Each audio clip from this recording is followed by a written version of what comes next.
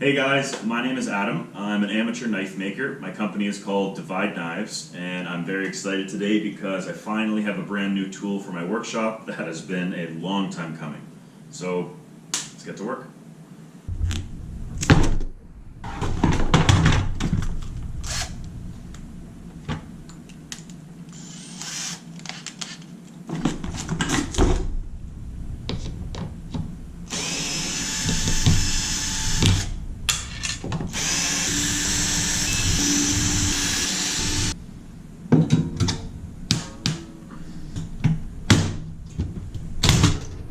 So the first knife I ever made was a Christmas gift for my dad that I built over the holidays in 2018.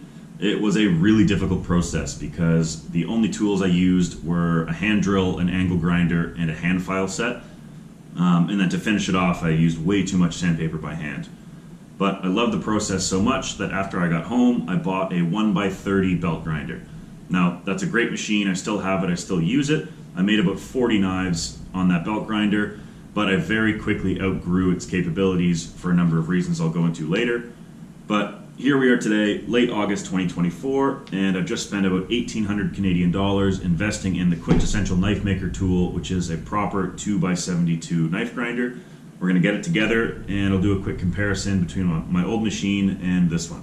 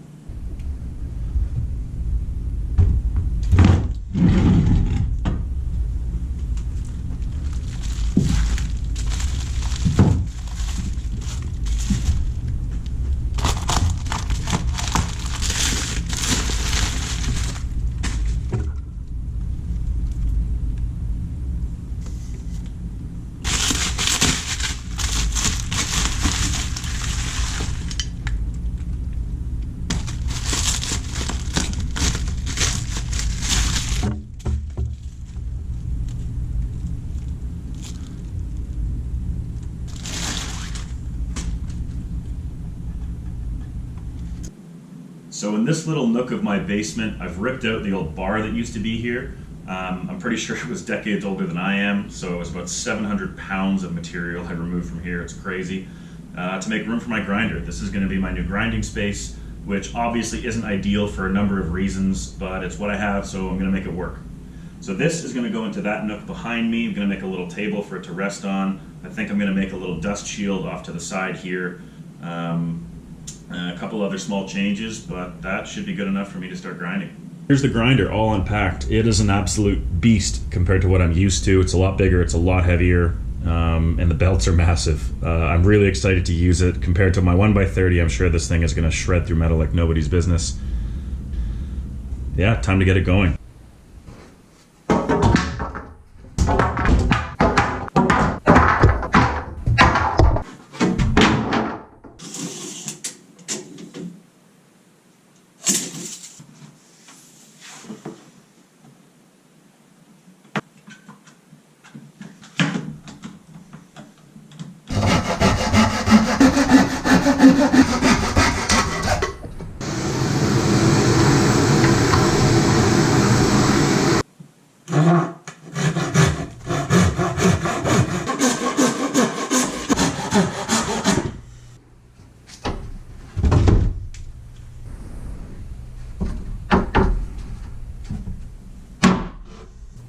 This is heavy.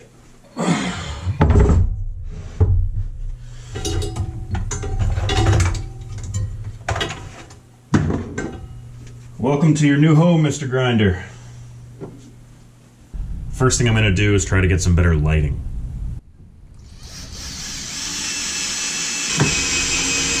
Temporary solution number 17. But that's better. On the left we have the new 2x72 grinder, and on the right we have old reliable, my 1x30 that I'm going to decommission. With the old 1x30, the working area was extremely small, the belt was extremely small, and it runs at a high RPM, so this gets really hot really fast. There are multiple differences between these two motors, of course, but the two most important, in my opinion, are the platen, which is the working area that you push your work into, and the motor. So, first of all, the platen on the 1x30 is only an L bracket. It's not supported at the top. So if you push with a reasonable amount of force, it will flex, which will change the grinding that you're doing if you're trying to do some fine edge work. The motor is only one speed and it runs fast. So couple the small belt size, the small working area that you're pressing into, and the fast motor, this generates a lot of heat. I've broken a brand new belt that I've put on literally within 6 seconds because this gets so hot after I'm doing some continuous grinding. It just breaks your belt, which is of course a waste of money over time, and it's not fun. So the platen on the 2x72 is not only about 5 or 6 times bigger in terms of surface area, but it's also supported top and bottom. So this is really sturdy, really solid, and the motor is controlled by the variable frequency drive, the VFD, meaning you can speed it up on a low grit belt to remove a lot of material, or you can slow it down on a higher grit belt to reduce the amount of heat you're generating with finer work. So there's a lot more control available on this machine, and it's much sturdier. So really looking forward to using this one. Here we are on the opposite side of this wall. There's the dryer I want to plug into, so I'm going to put a 1/2 inch hole through one of the joists to feed the wire through.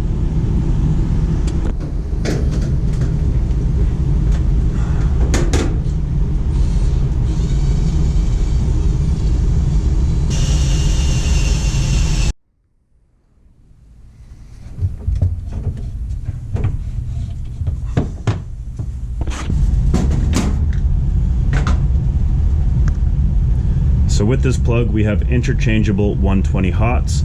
That would be the neutral and this would be the ground. Because I don't have a neutral, I'm just going to remove the plug, and those are my 3 to get my 220.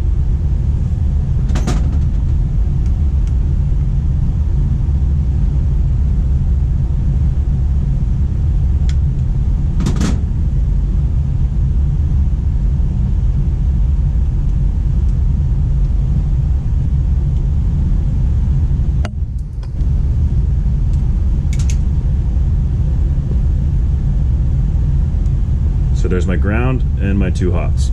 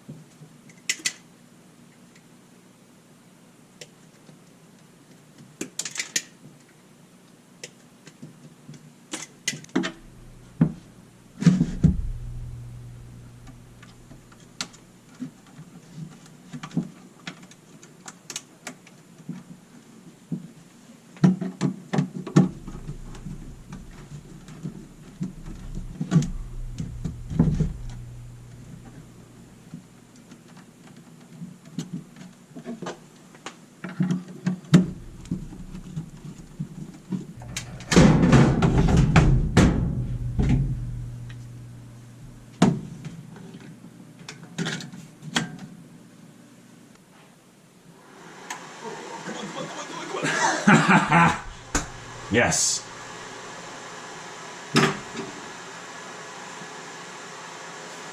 Okay, that's great. I don't know what it means though.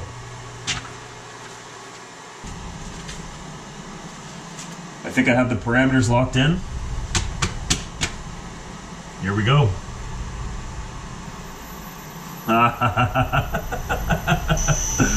Oh, that's awesome. 30,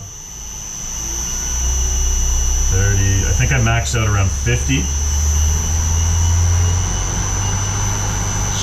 It's like a spaceship. Oh my god. I need a belt on here ASAP.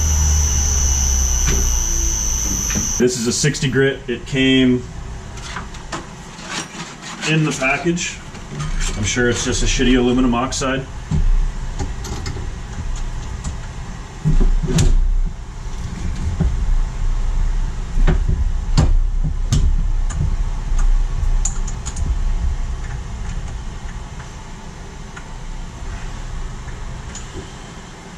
Everything is tight.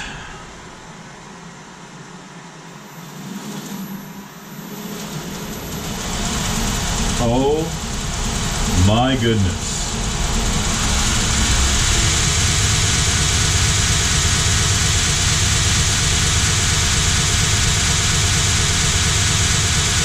Yep.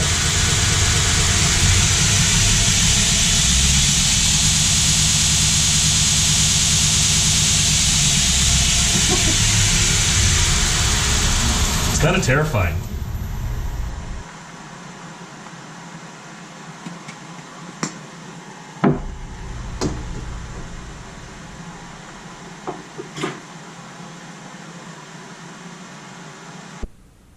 As excited as I am to try this thing, I'm first going to grind on the 1x30 for two reasons. One, to show the difference between the ability to grind, and two, as a kind of passing the torch ceremony, because I honestly feel like I'm not going to use that ever again.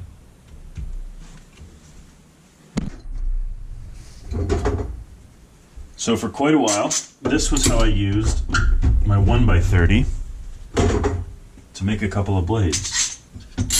I've got it clamped to the table to keep it a little secure. This is a lightly used 120 grit ceramic belt, and I have a 1/16 piece of 440C.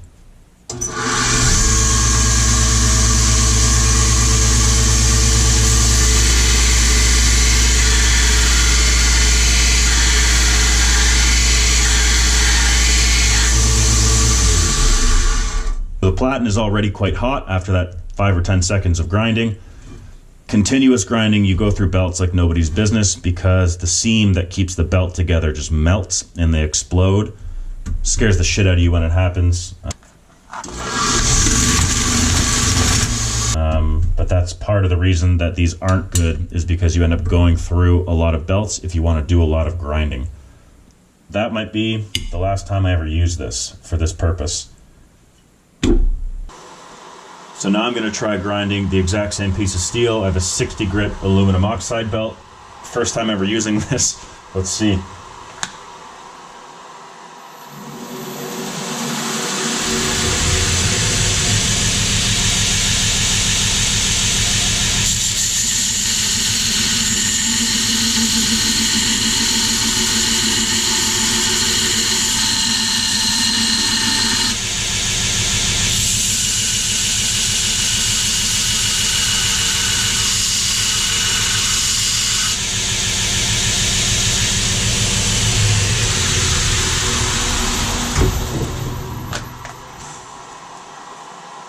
It's already just taking off so much more. It's hot, but it's much less hot than that.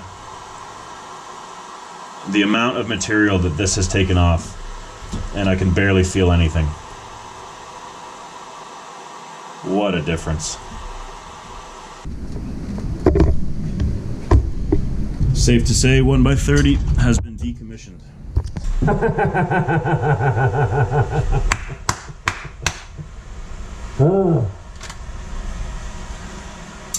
I don't know why the it took me so long to get one of these.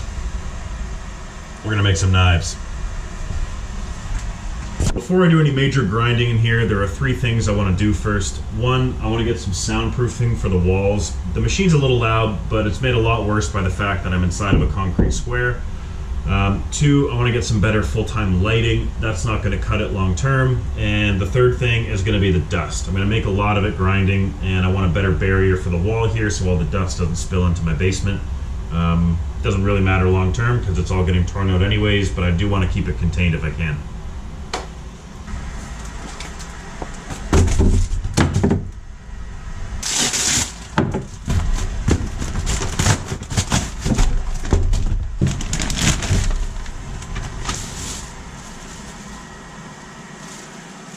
Neato.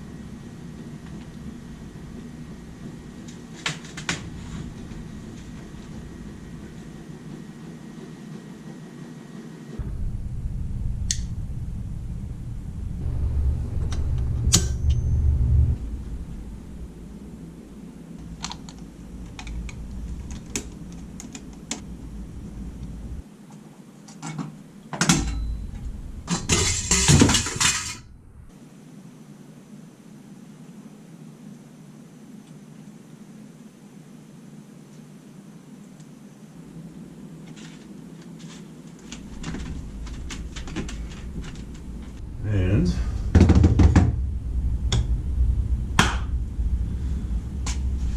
I can see now.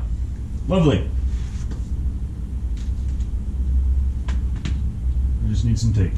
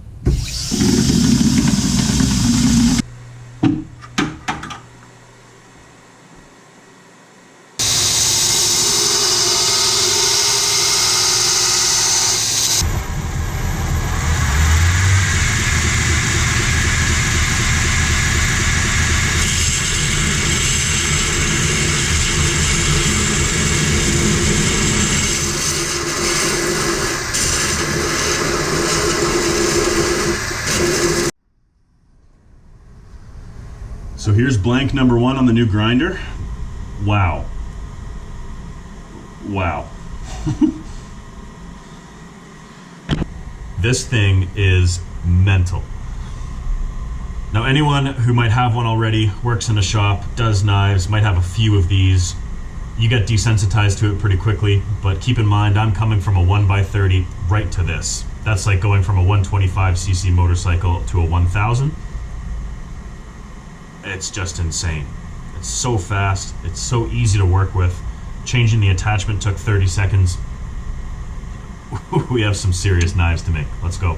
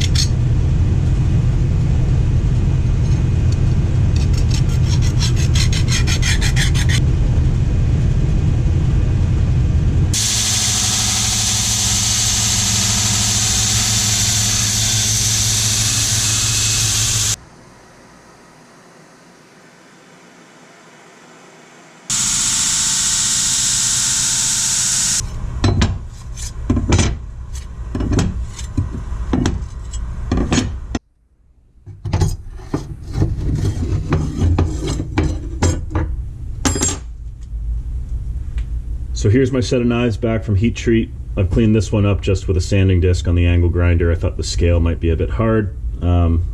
It's not bad, so I'll just do the rest on the belts. But time to clean these up, get the bevels done.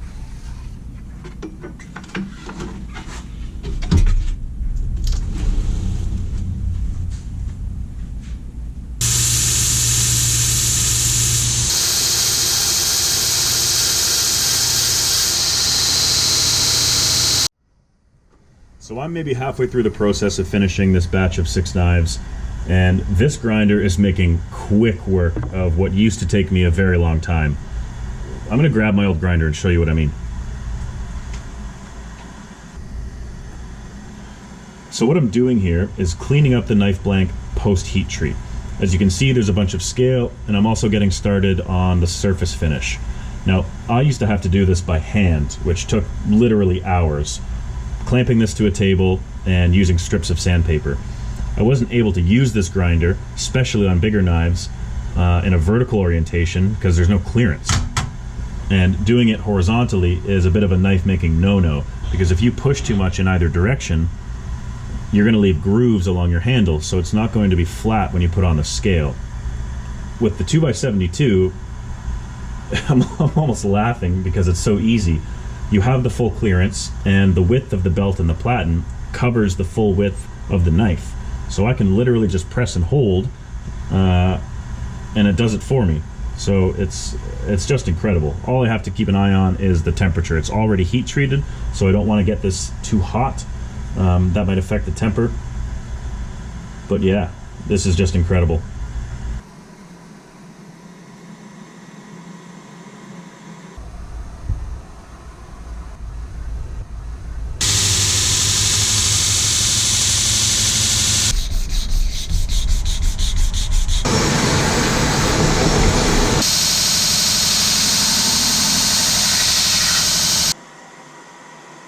Here is the rough full flat grind on the knife, and full flat grind just means that the grind is flat fully.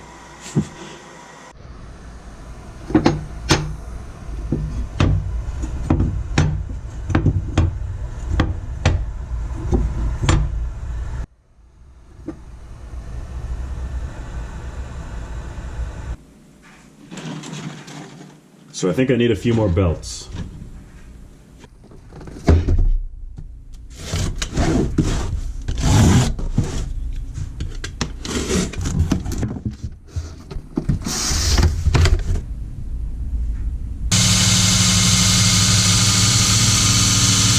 So I need three things. One, the flat surface plate. Two, the height gauge. And this is the most important. It's a carbide tipped scriber. So it's a really fine point with a really hard tip. And what I'm going to use this to do is go from a really rough estimated center line on the edge to a really precise one.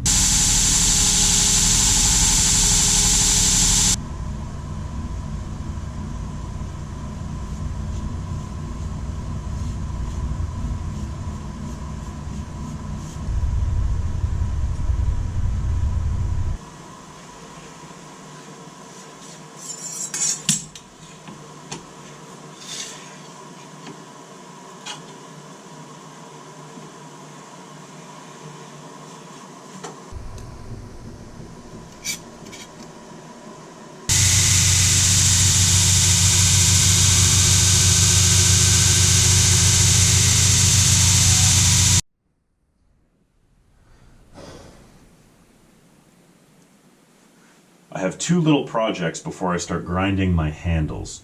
One of them is going to be dust collection. My water bucket's been doing a pretty good job at catching a lot of the grinding dust. I'd say it gets about 70%, but the rest gets scattered around everywhere. So I want to see if I can do a little better with some kind of dust collection system. I'm thinking that I might get another paint bucket, put it in the corner with one of those dust collection cyclones you can put on top. And then I'm kind of brainstorming some ideas on what I might do to connect it over here. Second thing is relatively easy. My grinder is a little bit too low. I think I need to raise it by about 4 inches just to make sure that I'm standing with good posture. Right now I'm a little bit hunched over, plus my water bucket's low, so if I'm cooling my blade off into the water, I'm really bending down, getting a bit of a sore neck.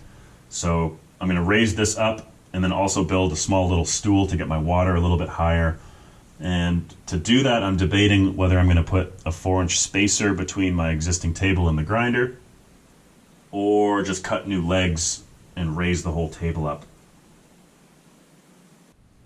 So I just realized that it's probably going to be a better idea to lift the whole table up. I can do it with 2 new 2x4s, so that's pretty easy. But the benefit of that is my tabletop will be able to sit flush in this corner. So I'm going to have a lot less dust spill over in the back and down this side.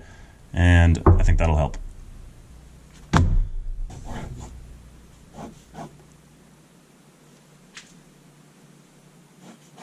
There's my belt, there's my table leg.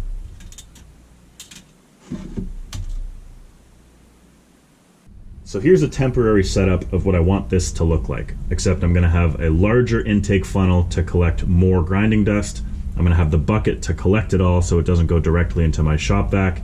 And most importantly, it's going to be permanent and adjustable, so I'm not going to have to bend over to clamp and align this every single time I want to use my shop vac somewhere else, or if I need to change a belt and this gets in the way or it falls over.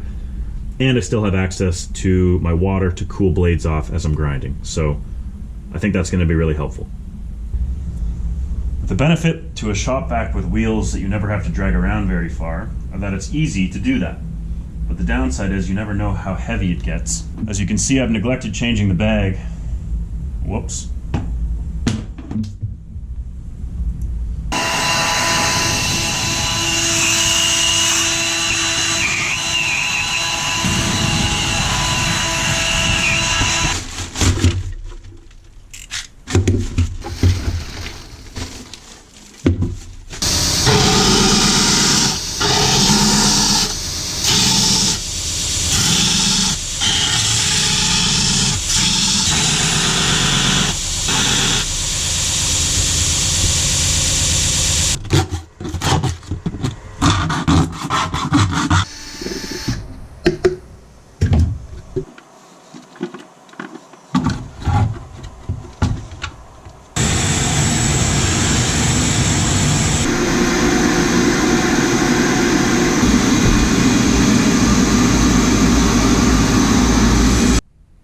Dust collection is good to go. I do have my funnel finally. I found a guy on Marketplace to design and 3D print this. I think this material is rated up to 80 degrees Celsius. I don't know if that will melt with heavy sparks. I assume probably, but we'll cross that bridge when we get to it. So next step is going to be to raise the table so I can get this mounted at the right height.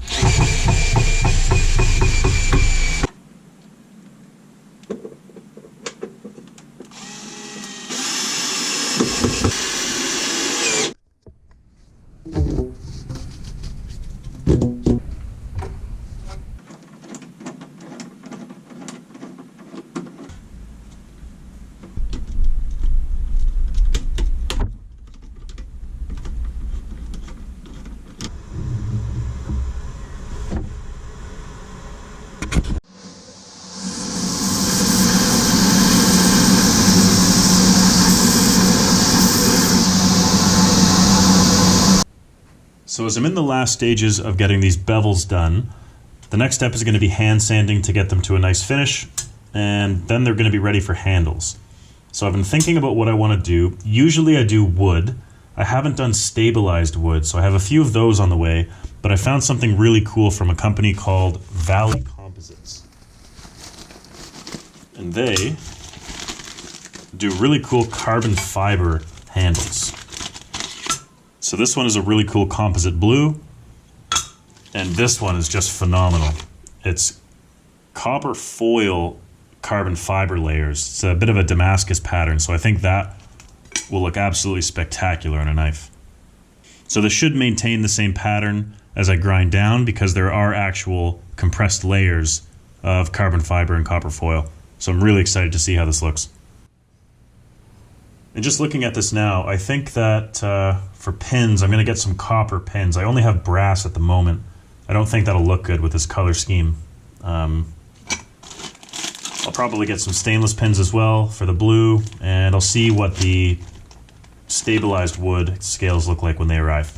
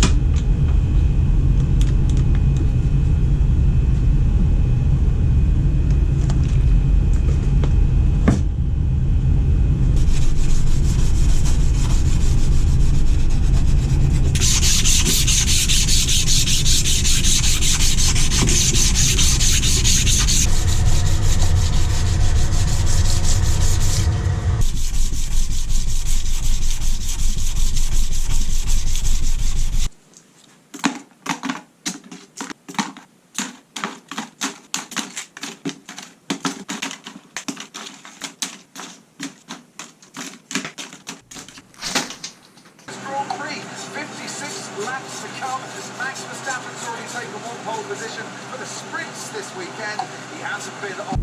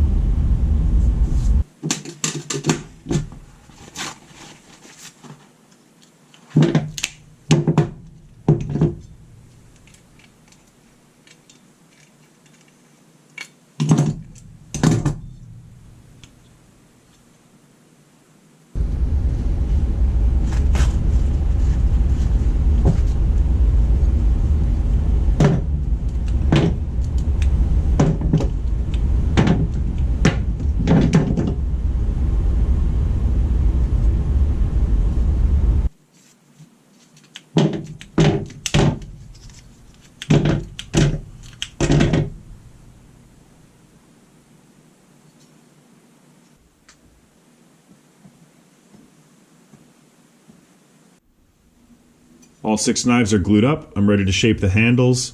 I'm going to use a fresh 36 grit belt to flush out the pins so they don't get too hot and melt the epoxy, and then probably a 60 and a 120 to shape the handles. After that, they'll be ready to sharpen.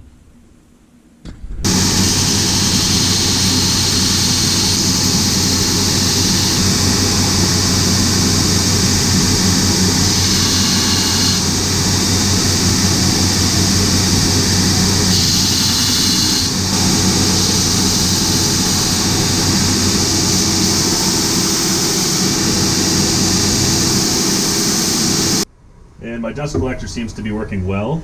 Obviously it's not perfect, but let's take a look in the bucket for the first time and see how much worse it would be without it.